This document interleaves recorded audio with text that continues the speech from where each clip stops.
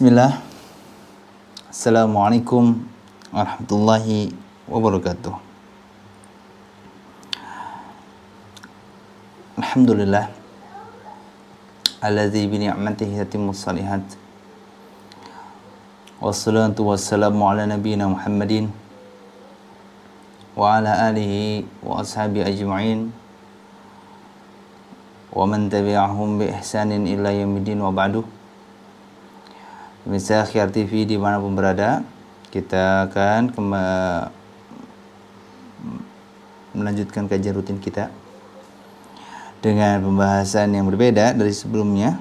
Atau untuk hari ini insyaallah kita akan mengkaji kitab Aqidah Ahlus Sunnah wal Jamaah atau Aqidatu Ahli Sunnati wal Jamaah, karya Fadilatul Syekh Muhammad bin Shalih Al-Utsaimin rahimahullah. Saya anggap kitab ini sangat ringkas. Kalau kata zaman kita sekarang, ringkas banget. Karena inti pembahasan kitab ini adalah membahas rukun iman yang ada 6. Namun setiap bagian iman memiliki penjelasan yang cukup luas, tapi tetap ringkas. Bahkan ini salah satu bukti kecerdasan dari Syekh Utsaimin rahimahullah. Beliau bisa menjabarkan sesuatu yang sering kita hafalkan. Bahkan kita saking hafalnya kita menganggap ini sesuatu yang mudah karena hanya 6 gitu kan. Tapi dari setiap rukun iman memiliki konsekuensi dan penjelasan. Beliau menjelaskan sangat, menurut saya cukup luas, tapi tetap ringkas, sehingga sangat cocok dikonsumsi oleh kita yang baru mengawali perjalanan untuk ilmu ini, sehingga tidak terlalu berat. Kadang kita kalau mau mendapatkan faedah dari suatu kitab, kalau kitabnya tebal, sudah jadi beban dulu gitu kan. Tapi kalau sudah lihatnya tipis ya, ataupun pembahasannya mungkin kita lihat dari daftar isinya sangat ringkas, hanya beberapa halaman, insya Allah akan terasa sangat ringan untuk mempelajarinya. Tapi tidak menutup kemungkinan adanya suatu antusias dari kita untuk mulai bisa membiasakan diri mendapatkan faedah, mengambil faedah dari karya ulama yang mungkin memiliki jumlah halaman yang cukup banyak. Baik, setelah memuji Allah, bersalawat Rasulullah SAW, Fadilatul Syekh Muhammad bin Shalih Al-Utsaimin memberikan suatu penjelasan bahwa akidah kita adalah akidah Ahlussunnah wal Jamaah. Yang diantara poin akidah Ahlussunnah adalah mengandung rukun iman, merujuk kepada rukun iman. Yang pertama, iman kepada Allah, iman pada malaikat, iman kepada kitab, maksudnya semua kitab-kitab yang Allah turunkan, di antaranya Al-Quran. Kemudian iman kepada para rasul, kemudian iman pada hari kiamat atau hari akhirat, maaf. Kemudian yang terakhir adalah iman kepada ketentuan Allah yang baik dan yang buruk.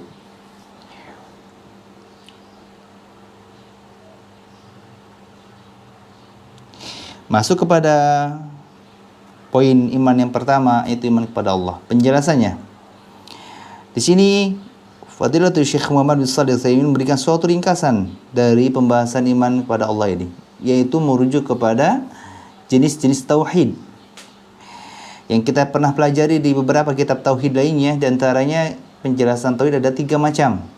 Pertama ada namanya tauhid rububiyah, tauhid uluhiyah, dan tauhid asma wa sifat. Ini pembahasan dasar dalam masalah akidah. Dan saya berharap pada Allah, para pemirsa yang pernah mungkin mempelajari pembahasan ini di kitab-kitab yang lain, tidak merasa bosan, karena sebuah pengingat adalah sangat bermanfaat untuk orang yang beriman. Sehingga mungkin bisa jadi ada pembahasan yang kita akan bahas di sini yang tidak ada di pembahasan kitab-kitab yang lainnya, meskipun pembahasannya intinya sama, membahas tentang macam-macam tauhid. Baik, kita langsung bahas rinciannya. Kata Syekh, kita mengimani tentang makna tauhid rububiyah, yaitu Allah Subhanahu wa taala adalah Rabb, sebagai pencipta, penguasa, dan pengatur segala yang ada di dalam alam semesta ini.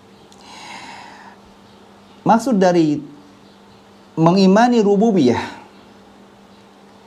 adalah kita meyakini bahwa Allah lah yang menciptakan seluruh makhluk, termasuk bumi dan seisinya. Kita meyakini bahwa Allah sebagai penguasa, tidak ada sesuatu yang bisa melakukan sesuka hati di dunia ini terhadap semua makhluknya, termasuk pada kita manusia, kecuali Allah Azza wa Jalla. Bahkan ketika kita sakit, Allah yang memberikan sakit. Ketika kita sembuh, Allah juga yang memberikan kesembuhan.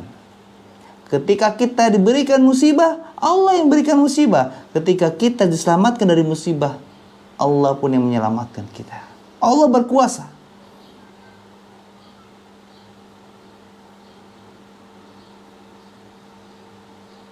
Makanya ketika kita mendapatkan musibah, di antara sunnah yang bisa kita lakukan, kata Nabi, ucapkan qaddarullahi wa ma syaa fa'al. Ya, Allah berkehendak terhadap sesuatu yang diinginkannya. Bebas, Allah mau melakukan apapun bebas. Ya, tapi Allah Maha Adil.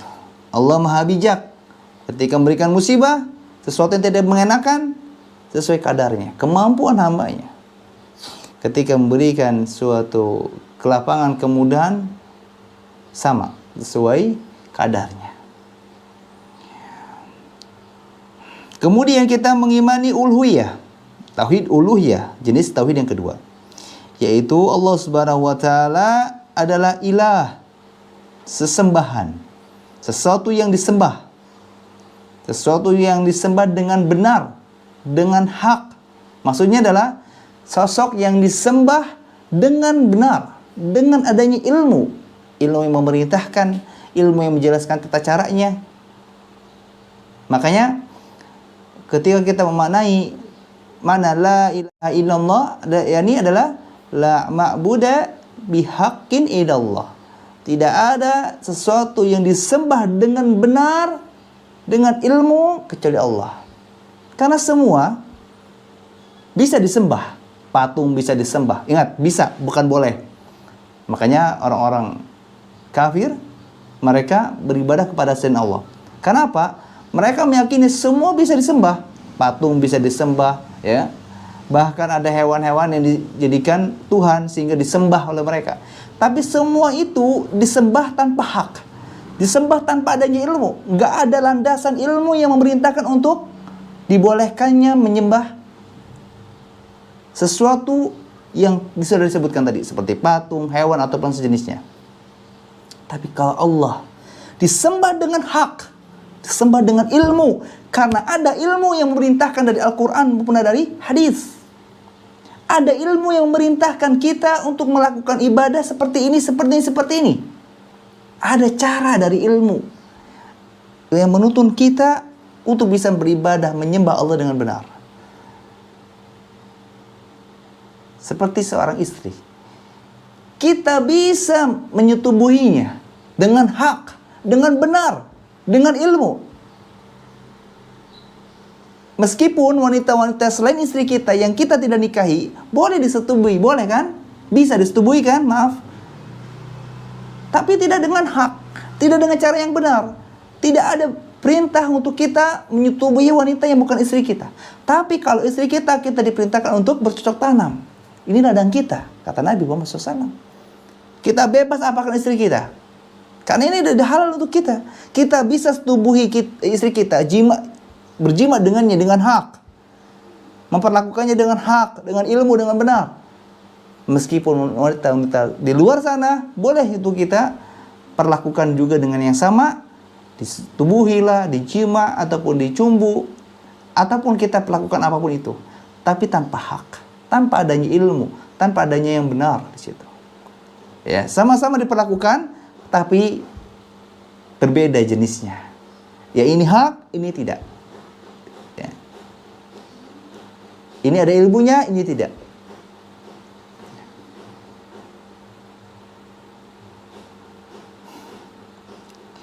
Kita lanjutkan tentang mengimani uluhiyah ya. Bahwa Allah adalah sesembahan yang hak. Maka maknanya adalah semua sesuatu selain Allah, sosok selain Allah, maka bisa dipastikan mereka disembah tanpa hak. Atau dengan istilah disembah dengan cara yang batil, yang kebalikan dari hak. Kemudian kita mengimani tentang asma wa sifat, asma dan sifatnya Allah, nama-nama dan sifat-sifatnya Allah yang baik. Artinya bahwa Allah memiliki nama-nama yang maha indah. Kalau indah, indah. Tapi kalau maha indah, maka di atas indah. Sangat indah. Serta sifat-sifat yang maha sempurna dan maha luhur. Kalau berkaitan dengan Allah, kita layak menyebutkan maha. Karena hanya Allah yang maha besar, maha kuasa, maha indah, maha sempurna, maha bijak. Kalau bahasanya indah, ada batasannya. Kapan seseorang itu tidak indah? Ketika sudah tua. Ketika kulitnya sudah keriput, ya, matanya sudah tidak jernih, bibirnya sudah keriput, rambutnya sudah memutih. Indahnya luntur, meskipun ketika masih remaja, indah terlihat. Karena dandan dan semisalnya. Kalau tidak dandan, tidak berhias, terkadang tidak indah. Tapi kalau maha indah, mau dalam keadaan apapun, kapanpun, tetap indah. Tidak ada batasan.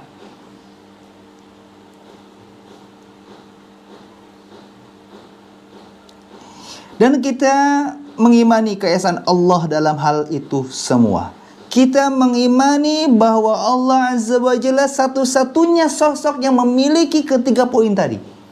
Yang sebagai pencipta, yang memang berhak disembah dengan benar, dan yang memiliki nama dan sifat-sifat yang terbaik, yang terindah, yang tersempurna. Allah Azza wa Jalla berfirman, "Rabbus samawati wal ard wa ma bainahuma fa'budhu wastabir li'ibadatihi hal ta'lamu lahu samia." Kata Allah, dan Dia adalah Rabb seluruh langit dan bumi serta semua yang ada di antara keduanya, maka sembahlah Dia dan berteguh hatilah dalam beribadah kepadanya. Adakah kamu mengetahui ada sesuatu yang sama dengannya yang berhak disembah? Tentu tidak ada. Quran Surah Maryam ayat 65. Di sini Allah menyatakan bahwa Rabb Allah atau Rabb ya, seluruh langit dan bumi semua ada, yang ada di antara keduanya itu mencakup ya makhluk Allah semuanya yang Allah ciptakan, baik langit, bumi ataupun sesuatu yang ada di antara keduanya. Kayak kita nih, manusia, tumbuhan, pepohonan, hewan dan lainnya, awan, semua itu adalah makhluk Allah. Maka beribadah kepadanya, teguh hatilah, istiqomalah, konsistenlah. Dan kata Allah, apakah ada sesuatu yang sama dengan Allah? Adakah sesuatu yang bisa sama dengan Allah, yang berhak juga diibadahi dengan benar? Allah menanyakan pernyataan demikian. Dan kita jawab, tidak ada. Karena semua sesuatu yang selain Allah bisa diibadahi, bisa disembah, tapi tanpa hak, tanpa adanya kebenaran, tanpa adanya ilmu yang memerintahkannya. Semata-matanya hawa nafsu saja yang mau beribadah kepada selain Allah. Waliyadzubillah. Kemudian kita lanjutkan kata Syekh. Ini kita akan langsung membahas dalil-dalil tentang ketiga jenis tauhid yang sudah disebutkan di atas tadi, yang sudah di awal pembahasan tadi. Kalau tadi kan hanya cuplikan-cuplikan tentang rububiyah, uluhiyah, dan asma dan sifat. Sekarang kita akan membahas dalil demi dalil setiap poin tersebut. Kata Syekh, kita mengimani bahwa dalam surah Al-Baqarah ayat 225, ayat cukup panjang. Agar teman-teman apabila saya bisa fokus kepada pembahasan, silakan bisa langsung menyimak terjemahnya. Mungkin nanti bisa melihat membuka mushaf ya, Al-Quran yang dimilikinya di rumah masing-masing atau di gadgetnya. Ada Al-Quran, Quran surah Al-Baqarah ayat 255. Nanti pemirsa bisa melihat lafaz ayatnya, atau yang memiliki Quran terjemahan bisa langsung menyimak juga terjemahnya. Saya langsung bahaskan terjemahnya saja agar tidak terputus pemahamannya. Quran surah Al-Baqarah ayat 255. Kata Allah, Allah tidak ada sesembahan yang hak selain Dia. Dia yang maha hidup lagi maha menegakkan segala urusan makhluknya. Tidak pernah mengantuk dan tidak pernah juga tidur. Hanya miliknya sesuatu yang ada di langit dan sesuatu yang ada di bumi. Tiada yang dapat memberi syafaat, tidak ada yang bisa memberi syafaat di sisi Allah tanpa seizinnya. Dia mengetahui sesuatu yang ada di hadapan mereka dan di belakang mereka, dan mereka tidak mengetahui sesuatu ilmu darinya kecuali dengan kehendak Allah. Kursinya meliputi langit dan bumi, dan Allah tidaklah merasa berat memelihara keduanya, dan Dia Allah yang maha tinggi dan lagi maha besar. Yang mengetahui yang gaib, sesuatu yang tidak nampak oleh mata penglihatan. Dan tidak ada sesuatu yang mungkin bisa mengetahui sesuatu yang nyata, hanya Allah. Maksudnya, hanya Allah yang mampu mengetahui sesuatu yang gaib dan yang nyata. Penglihatan kita sangat terbatas, meskipun kita bisa melihat lingkungan sekitar kita. Tapi penglihatan Allah tidak terbatas. Buktinya apa? Meskipun kita melihat suatu ruangan, kita hanya bisa melihat sesuatu yang ada di dalam ruangan ini. Tapi di balik ruangan ini yang terhalang oleh tembok, kita tidak tahu.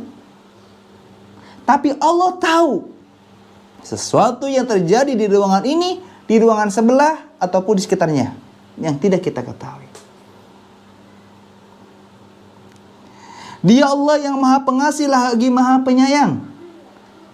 Sepenyayangnya kita kepada orang lain, bahkan kepada keluarga, tidak akan bisa melebihi kasih sayangnya Allah kepada kita dan kepada mereka. Kalau kita ingin memberikan perhatian dari mungkin melalui waktu kita, tenaga kita, harta kita sangat terbatas. Ketika sakit kita nggak akan bisa memberikan perhatian secara tenaga. Ketika kita sibuk kita tidak bisa memberikan perhatian secara waktu. Ketika kita misal sedang diberikan kesempitan rezeki atau sedang miskin, kita tidak bisa memberikan perhatian kasih sayang kita melalui harta kita. Sangat terbatas. Tapi Allah mampu melakukannya tanpa batas, unlimited.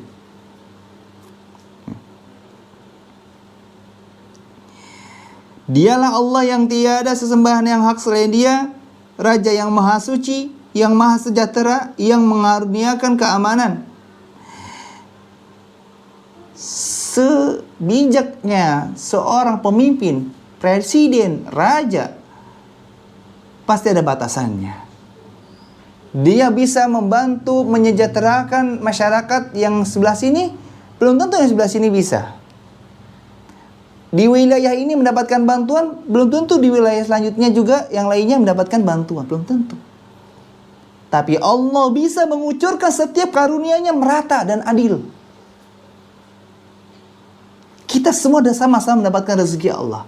Apakah bentuknya sama? Tentu berbeda. Kita sama-sama mendapatkan musibah dari Allah. Apakah bentuknya sama? Jawabnya tentu berbeda. Tapi judulnya sama. Ini bentuk adilnya Allah memberikan karunia yang menyeluruh. Tapi kalau kita kaya miskin dapat apa? Subsidi gas 3 kilo. Ya kan, dari pemerintah. Kaya atau miskin tetap dapat bantuan pandemi. Ya. Bahkan ada di satu daerah, orang kaya dapat sembako, dapat uang tunai 600.000 rupiah dari pemerintah. Sama seperti orang miskin. Bentuknya sama tapi tidak adil. Itu dari manusia. Tapi Allah tidak demikian. Allah mampu mengaruniakan semua bantuannya, kasih sayangnya secara menyeluruh dan adil. La haula wala quwwata illa billah.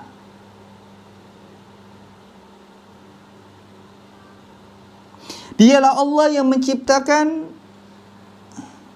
Maaf, kita lanjut pembacaan terjemahnya dulu ya.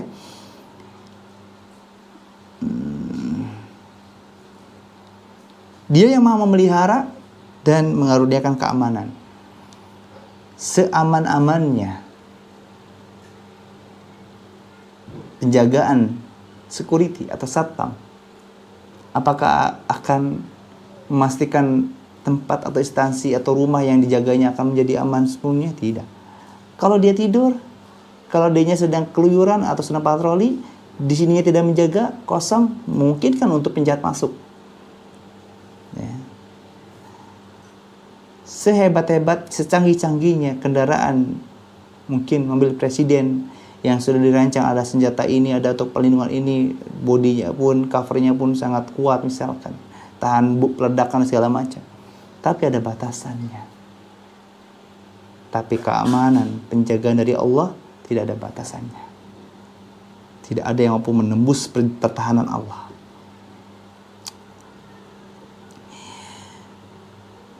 Yang maha memelihara, yang maha perkasa, yang maha kuasa, yang memiliki segala keagungan. Maha suci Allah dari sesuatu yang mereka sekutukan. Dialah Allah yang menciptakan, yang mengadakan, membentuk rupa, yang mempunyai nama-nama yang maha indah. Bertasbih kepadanya semua yang ada di langit dan di bumi. Dan dialah Allah yang maha perkasa lagi maha bijaksana. Ya, Quran surah Al-Hasyr ayat 22 hingga 24. Di sini Allah yang menyatakan dia Allah yang menciptakan semua yang ada di bumi dan di langit dan di antara keduanya. Semua yang ada di dunia ini milik Allah, dari Allah. Dan dia Allah yang bisa membentuk suatu rupa, membuat suatu bentuk ya. Wajah kita itu berbeda. Meskipun kembar, pasti ada sesuatu yang berbeda.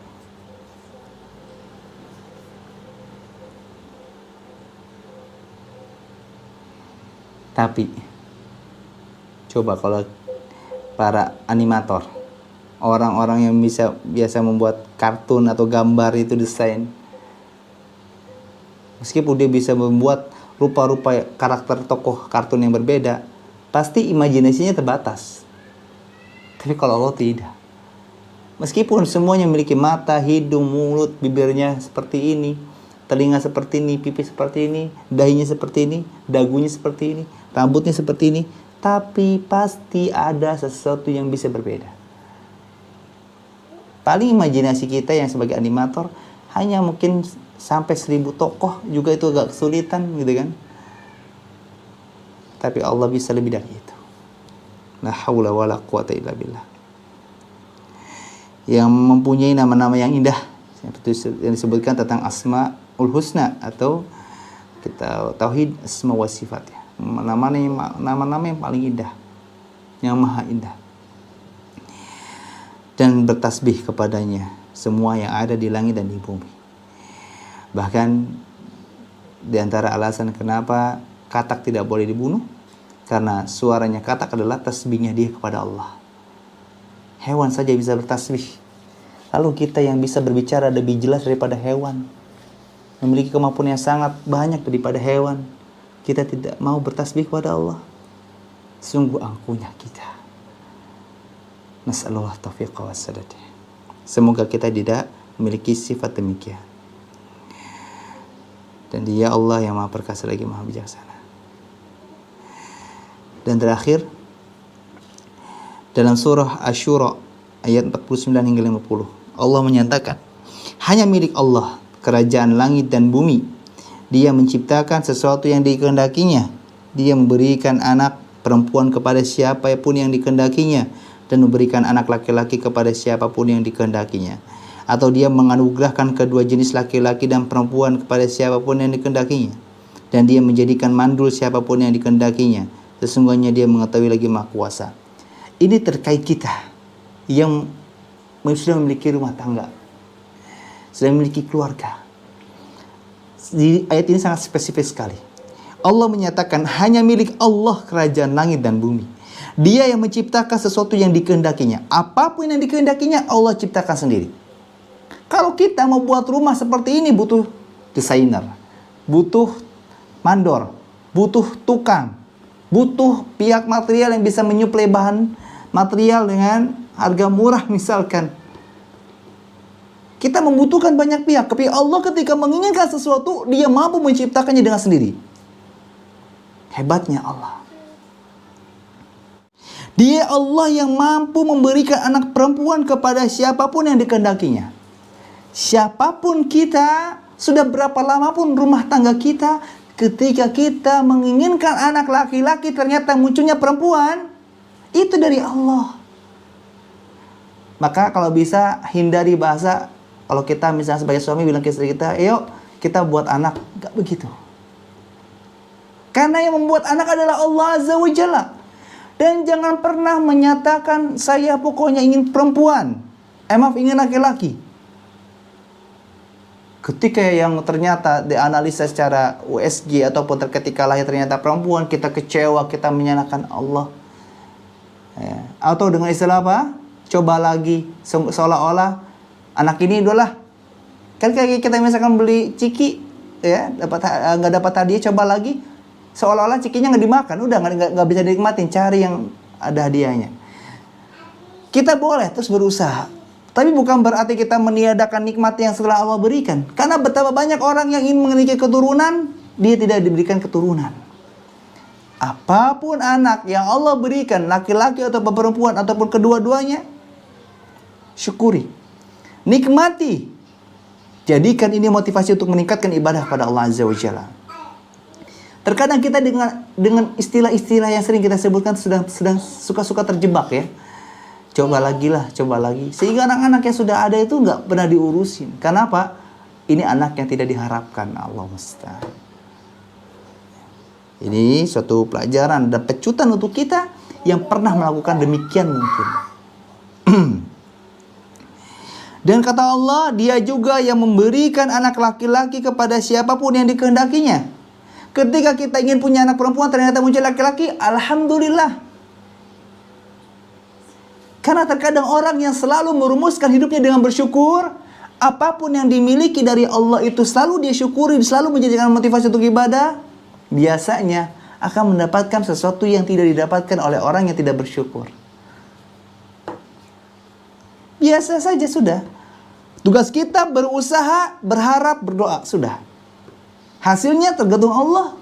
Mau mengakses, mau merealisasikan, mau menyetujui keinginan kita, ini suatu nikmat untuk kita syukuri.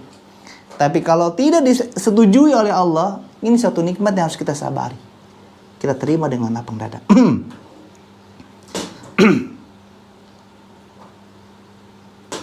Dan selanjutnya Allah pun yang memberikan keturunan kedua-duanya, laki-laki, perempuan. Ketika misalkan kita dikaruniai anak, entah itu kembar langsung laki-laki perempuan, atau memang kita anak pertama laki-laki, anak kedua perempuan, itu pun dari Allah. Dan ingat, ada cara memiliki keturunan dengan cara selain apa? Berjima, yaitu apa? Dengan tabung ya. Ini peningkatan apa? Dunia medis. Meskipun pertemunya sperma dengan apa sih, ovum atau apa namanya itu, pokoknya diambil dari bagian laki-laki dan perempuan, disatukan satu tempat misalkan, dan terjadi misalkan berbuah sebagai apa, bisa menjadi sebuah anak, seorang anak keturunan untuk kita, maka ini ada pembahasan tersendiri. Pertama harus diantara suami istri ya. Tapi dibantu dengan alat gitu, bukan berarti laki-lakinya disatukan dengan bagian wanita dari bukan selain istri, itu nggak boleh. Itu pun sebaliknya itu nggak boleh, harus sama-sama dari pasangan yang halal. Kemudian kita bicara apakah terjadinya terbentuknya seorang anak dari tabung tersebut yang melalui alat medis tadi ya. Lalu kalau laki-laki begini caranya, mungkin takarannya dan semisalnya, kalau perempuan begini, itu semata-mata dari Allah, bukan dari dokter, bukan dari ahli medis. Hati-hati, karena saya pernah mendengar ini, masya Allah, katanya ahli medis itu bisa membuat kita misalkan tadi nggak punya keturunan, menggunakan alat medis tabung tadi, bayi tabung lah istilahnya, lalu kita pengen anak laki-laki, bisa. Nah, begitu. Ala kulli hal, ada juga cara secara syar'i pun, bahkan kata Nabi, kalau memang bukan kata Nabi, ini ada analisa dari para ulama. Kalau memang kita ingin memiliki anak keturunan laki-laki, maka sebaiknya kita sebagai suami yang mungkin orgasme duluan, ya. Tapi kalau kita ingin memiliki anak perempuan, istri kita yang orgasme duluan baru kita. Ini pun secara mungkin ada ilmiahnya, tapi tetap yang menentukan adalah Allah Azza wa Jalla. Makanya terus berdoa, apapun yang kita inginkan dari Allah, minta kepada Allah dengan semangat, dengan antusias. Jangan kalah merengeknya kita kepada Allah dengan rengekkan anak kita kepada kita ketika minta mainan, jangan. Anak kita kan kalau rengek minta terus sebelum dikasih. Kita pun sama, terus minta sama Allah sebelum diberikan. Jangan patah semangat. Jadi anak laki-laki, anak perempuan, dan kedua-duanya itu dari Allah. Bahkan di akhir ayat ini Allah menyatakan, dan Allah pun yang menjadikan mandul, tidak memiliki keturunan siapapun yang dikehendakinya. Kalau Allah kehendaki orang itu mandul, mau serutin apapun, mengkonsumsi obat-obatan, serutin apapun dia olahraga, sebanyak apapun tenaga medis yang sudah didatangi, tetap kalau mandul saja. Tapi kalau kita terus mau berusaha berdoa, meningkatkan ibadah kepada Allah, insya Allah sesuatu yang tidak mungkin menjadi mungkin. Saya pernah, pemirsa bisa membaca tulisan saya tentang terkait masalah ini yang berjudul Ketika Buah Hati Belum Dimiliki. Ini motivasi, kabar gembira bagi kita yang belum memiliki keturunan. Bahkan saya punya kisah, subhanallah, ada satu kawan yang sebelum menikah dia sudah mengetahui keadaan calon istrinya yang memiliki penyakit kista, ya kemungkinan untuk hamil itu susah, bahkan nggak bisa. Tapi Masya Allah, la quwwata illa billah, tanpa adanya operasi, tanpa adanya hal-hal yang terkait dengan penyembuhan dan semisalnya, sekarang dia punya anak. Normal, sempurna. Yang penting mau terus beribadah kepada Allah, berdoa kepada Allah, memohon kepada Allah. Kalau kitanya baik sama Allah, Allah akan lebih baik perlakuannya kepada kita. Orang yang gak baik sama Allah aja Allah perlakukan dengan baik, apalagi kita yang berusaha berbuat baik pada Allah. Karena ujung-ujungnya kita juga yang akan diuntungkan, bukan Allah. Allah tidak butuh ibadah kita. Justru diri kita sendiri yang butuh terhadap ibadah yang kita akan lakukan. Insya Allah terkait dengan dalil uluhiyah, tauhid uluhiyah, kita akan bahas di pertemuan selanjutnya. Subhanakallah bihamdika, asyhadu an la ilaha illa anta, astaghfiruka wa atubu ilaik. Assalamualaikum warahmatullahi wabarakatuh.